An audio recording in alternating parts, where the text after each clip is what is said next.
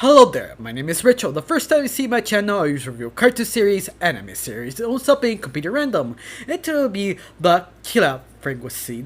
If you have no idea what a Killa frequency is, it's basically it's like Twilight Zone kind of RPG. When I mean the two things together, it's sort of a radio drama, but at the same time a Twilight kind of homage, but at the same time it's almost an RPG. Yeah, it sounds crazy, but it works so well.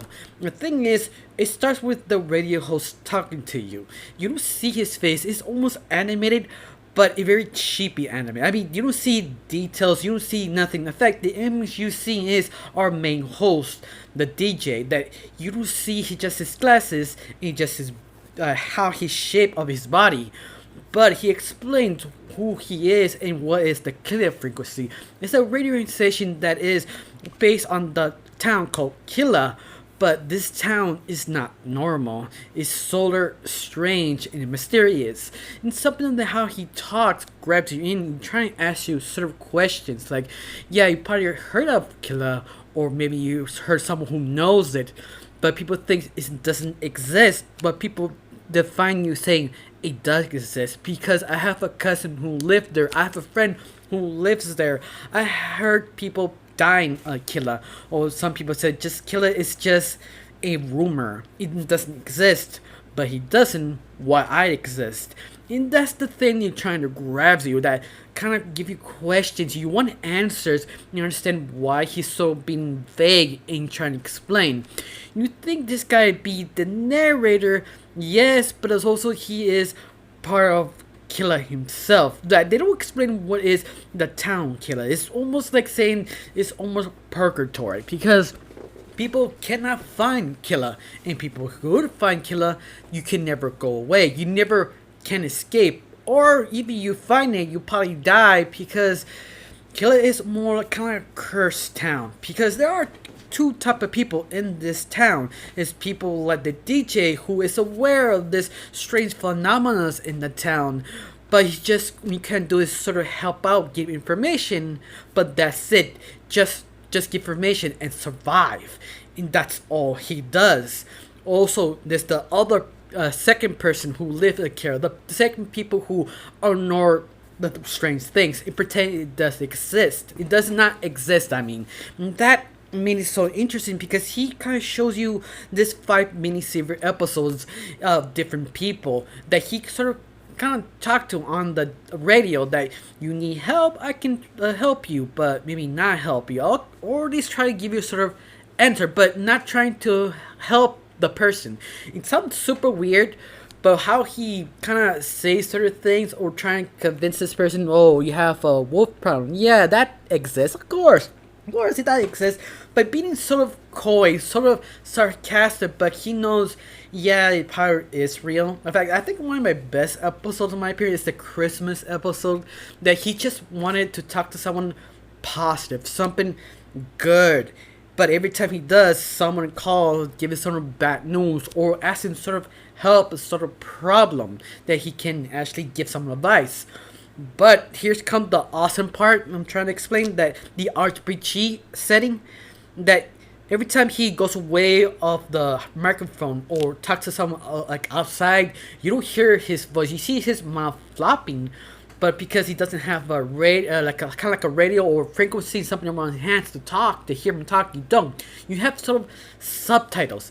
That's why I meant it's sort of RPG, because you kind of forced to read some of the episodes. Not a lot, very little, but this is not to sort of force you, drag you in the show, to make you part of the show, to kind of clip things together to understand what this person's problem is. Like, I think one of the interesting episodes is about the old young man who accidentally met this old man stuck to the door in the glass. And he trying to help him, but at the same time, he's not in danger. It's just a sad, retired old man who has a dog problem that the dog won't stop barking. But every time he stops talking, he says something.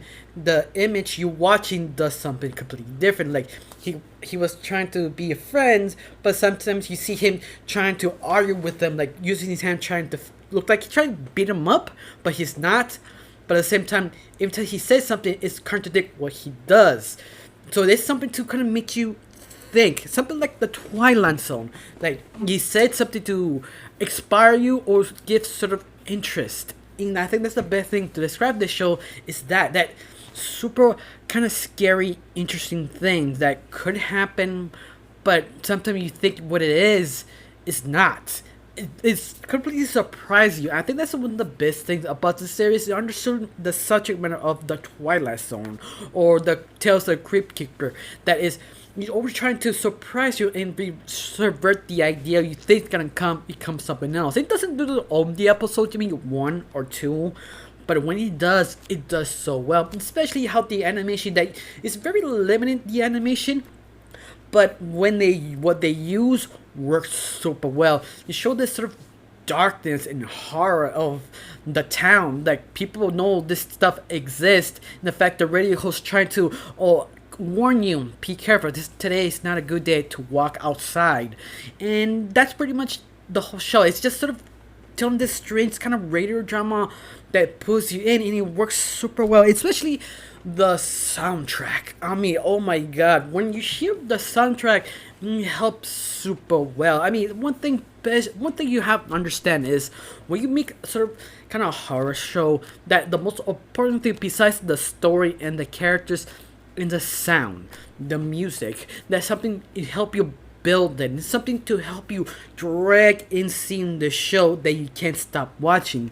That's the thing I just enjoy about the show. It's the soundtrack is so good, especially the voice actor who plays the DJ is Todd Capricorn. I know I said the name wrong. I mean, the guy who played Fairy Tale, like the main lead. Yeah, him. He voiced the DJ. He does it very well. He very ominously talks to the audience on his radio show. He ominously trying to warn you. He does it so well. You just like, wow. This is the best performance he actually did, in my opinion. It's just super great. I mean, if I'm not right now on this point, I'm not convinced you watch this series, at least let me recommend this to a Halloween special event. I mean, every Halloween I recommend watch this because it gives you the mood of horror, that kind of spookiness, that kind of drama. Like you love to sit down and see horror movies. I recommend watch this because it's very short. It's not that long. It's 5 episodes. And each episode between maybe 10 to maybe 8 minutes. Yeah, it's not that long. You could probably binge it in like an hour and 10 probably. But it's so well made, so well paced. You just enjoy the show, enjoy the horror-ish kind of things. Especially kind of force you to read some of the things that kind of force you to join in. That works super well, especially how the animation feels so much like an RPG, like kind of low budget independent RPG kind of deal, that I kind of wish they make this as a video game also, but no, that's the only problem I have is like I need this as a video game. I just, the gamer inside of me, it looks super interesting and fun to play. It was the video game. That's just me. I'm going crazy. Besides this series is just fun. There's nothing wrong to say about it, except I mean one thing is maybe the animation, or you don't like the audio, or maybe you just don't like the voice actor. That's the only thing I can say it could turn you off.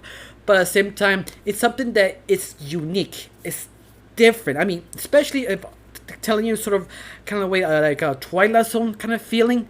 If that's the only thing it won't turn you off, but besides that, everything works. I mean, it's specific and sort of horror genre. If you like kind of horror, you want to experiment something, watch this. I can't stop recommending it. It's just so good. The only thing I actually legitimately complain is just have one season. That I kind of wanted season 2, but I don't know if this is for a mini series or they want to make a season 2 or not. I'm not sure, but it's something that is good to talk about. It's also good to watch in Halloween. I mean, I watched this every Halloween last year. I saw it right now. I saw it last year. It's just so much fun.